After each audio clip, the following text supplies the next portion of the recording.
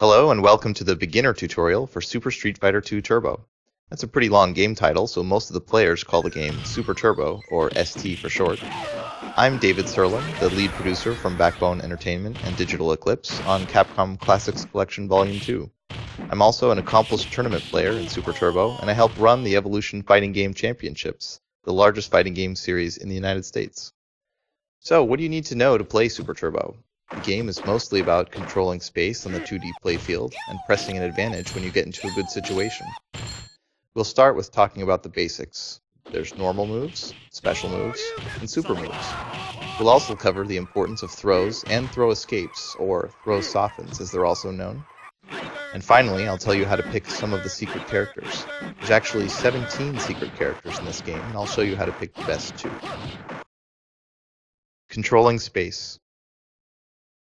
Street Fighter 2 has a 2D playfield with no sidestepping, so controlling space in the playfield really limits the opponent's ability to move and attack. They've got to figure out a way to get around fireballs, for example.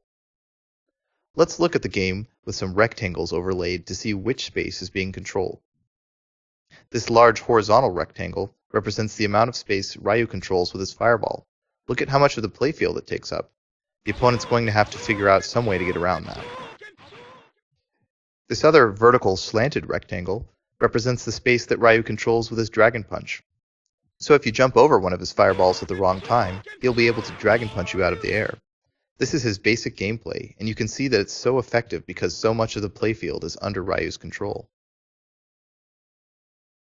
Now let's compare this to Bison's ability to control space. His Scissor Kicks and Psycho Crusher let him control a lot of the horizontal playfield, just like Ryu. You can see how his horizontal rectangle takes up the whole screen. But the difference is that these 2 moves, both the Scissor Kick and the Psycho Crusher, will lose to fireballs. That means that when Ryu throws a fireball, the space that Bison controls shrinks and shrinks and shrinks. Bison's got to find another way around those fireballs. Also, remember that Ryu had that big vertical slanted rectangle which represented his Dragon Punch. Bison is lacking that. And that's one of his weaknesses. If an opponent jumps in on him, he could try to do a Stand Fierce Punch, but it has a pretty small hitbox and is not as high priority as a Dragon Punch. His other option would be to do a Jumping Strong Punch, which is probably a better option, but still it's not as good as a Dragon Punch. Bison has to make up for these weaknesses with other advantages. Chun-Li can control a lot of space as well. She can throw a slow fireball, which takes up the entire bottom of the screen. And while it's traveling, she can do a jumping short kick, which takes up almost the entire top of the screen. In the example here, you can see that she ends with a standing fierce punch to further limit the options of the enemy. So during the sequence of slow fireball, jump short, stand fierce, Chun-Li controls almost the entire playfield. Now let's look at Zangief. This rectangle over Zangief represents the range of his spinning piledriver throw, also known as his SPD. That's one of his main moves and one of the best throws in the game. If you can get close enough so that your rectangle overlaps the opponent, then you can do the spinning piledrive. So that's what you should be thinking about when you play Zangief. Try to get that rectangle, which represents the range of the spinning piledrive, to overlap the enemy. This other rectangle represents the range of his low roundhouse. That low roundhouse is very fast and very high priority, so the enemy will be afraid of it. If you can get close enough to threaten with that low roundhouse, which isn't very hard, then they're probably going to be afraid and block. And you can use that moment when they're just a little bit afraid and blocking, to inch forward so you can get the pile drive. Now let's look at Vega. Vega's attacks are pretty long range because he has a claw.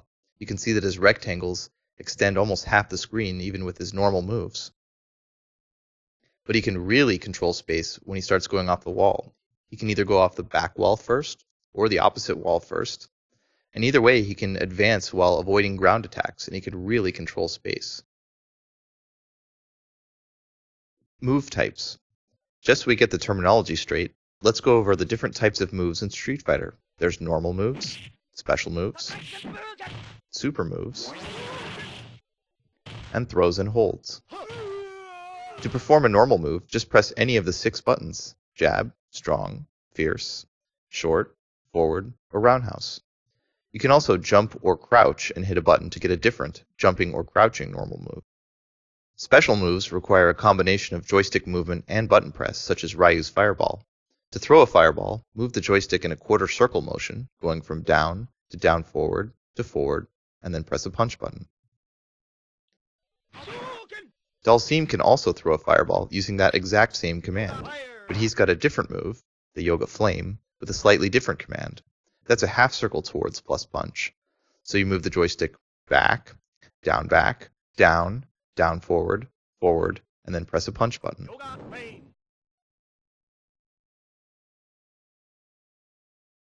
Guile's Sonic Boom has an even different motion. You've got to hold the joystick in one of the back positions, such as straight back or diagonally down and back. You hold it there for about 1 second, and then you go towards and press a punch button. Special moves usually have strong properties that normal moves don't. For example, Dragon Punches, Honda's Headbutt, and Balrog's Buffalo Headbutt are all invulnerable when they start. Projectiles like Ken and Ryu's Fireballs, Guile's Sonic Boom, or Sagat's Tiger Shots aren't invulnerable, but they do control a lot of space. Other moves such as Honda's Flying Butt, Beilong's Flying Kicks, or Vega's Wall Dive allow you to move forward while avoiding ground attacks. Most special moves do block damage also. That means that even if the opponent successfully blocks, he'll still take a little bit of damage. Super moves are even more powerful moves with even better invulnerability. Each character has only one super move in this game, and it can only be performed when the super meter is full. Super moves usually require you to input the motion of a special move 2 times very quickly and then press a button. For example, Ryu's Super Fireball is performed by doing 2 quarter circle motions with the joystick. In other words, you move the stick from down to down forward, forward, then down again, down forward, forward, and then press punch. You'll have to do the motion very quickly. Super moves can really change the match, not only because they allow for big damage comebacks, but also because they let your character overcome some of his weaknesses.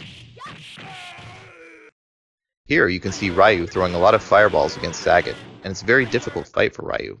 But once he gets his super charged, he's able to throw a super fireball through Sagat's fireballs. Here you can see Balrog having a tough time against Sagat's fireballs as well. He has to use his Buffalo Headbutt to maneuver around them, or jump in, but that can be deadly too. But once he gets his super charged, he can use his super to go through fireballs even from all the way across the screen. Here we see Bison fighting against Zangief. Bison doesn't have any invulnerable moves except for a super, so if Zangief uses his Jump Fierce Splash over and over against Bison in the corner, it can actually be pretty difficult to get out of. If Bison has his super charged, he can use it to hit the splash. It won't do much damage, but it is the high priority move he needs to get out of the situation. Throws. To throw the opponent, hold the joystick towards or away and then press Fierce Punch. Some characters can also throw with the strong, forward, or roundhouse buttons. Let's get this straight, throws are really good in ST. They have pretty good range, they do good damage, and they can be very hard to avoid sometimes, even when you know they're coming. The good news is that you can soften a throw to reduce the damage you would take by half. To soften a throw, you must execute your own throw within 13 frames of you getting thrown. That means that within 13/60ths of a second after you get thrown, you must hold left or right on the joystick or D-pad, and then press strong, fierce, forward, or roundhouse. There's a couple of things you can't soften. You can't soften the damage from special throws, such as Zangief's Pile Drive or T-Hawk's Cyclone, or Vega's off-the-wall throw. You also cannot soften holds, such as Dalsim's Noogie or Blanca's Bite. You can wiggle the joystick and press the buttons rapidly to get out of these holds quicker, though. Before I move on, I just want to emphasize again that throws are a very big part of this game, because they can be so hard to get out of. Let's look at these really dangerous examples. Here you can see Zangief doing stand short into a spinning pile drive. And here you can see Balrog doing his headbutt over and over to Bison. These are both very difficult situations to get out of. Picking secret characters. At first glance, there are 16 characters in Super Turbo, but each of these characters has an alternate version. These alternate versions are from Super Street Fighter II, the version just before Super Street Fighter II Turbo. They are usually referred to as the super versions of the characters, or the old versions. The old characters don't have super meter, so they can't perform super moves. They also cannot soften throws when they get thrown, which means they will always take full damage from throws. In exchange for these drawbacks, the old characters have minor advantages such as slightly faster movement or moves. Most old characters aren't worth bothering with though. The best old character, and one of the best characters in the entire game, is Old Sagat. Another honorable mention is Old Ken. To pick Old Sagat, move the character selection box to Sagat, then press the jab button. Immediately after that, input the command up, down, up on the joystick, then press jab again. If you forget that code, you can just violently wiggle the stick up and down a lot and then press jab, and that should work too. You'll hear Tiger if you did it right quickly, because if you miss it the first time, you still have a half second to input those commands. Okay, that's it for the beginner section of the tutorial.